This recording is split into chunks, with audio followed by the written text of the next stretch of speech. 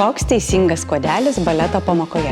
Kuodeliai yra skirtingi. Meniniai gimnastikoje, sportiniuose šokiuose, taip pat skirtingas ir balete.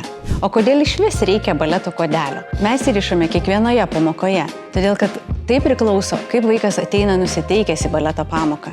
Deja, daug kas mes nežinome ir nesuprantame, kaip tai daryti. Kartais su mamom net juokaujame, kad rišdami vaikui kuodelį šiek tiek neištraukiame gumelės iki galo ir jau galvojame, kad tai yra kuodelis ir gali vaikas eiti į pamoką. Ne, mes tai vadiname, kad mes taip einame į dušą, ne į baleto pamoką. Kitas dalykas, vis dar naudoja daug kas kempinės į plaukus.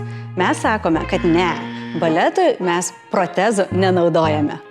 Tai aš trumpai pristatysiu, kaip mūsų LTBA akademija riša kuodelius pamokoms. Pirmiausia, iššukuojame gerai plaukus, tada juos po truputį sukeliame iki va čia pakaušio, truputėlį aukščiau pakaušio gali būti, surišame su gumele, tada plaukai yra sukami, po truputėlį susukame ir guldom šalia gumelės, paimame tinklelį, dedame tinklelį ant kuodelio, jis prilaiko plaukučius ir tada lengvai su sagučiais segame iš šonų.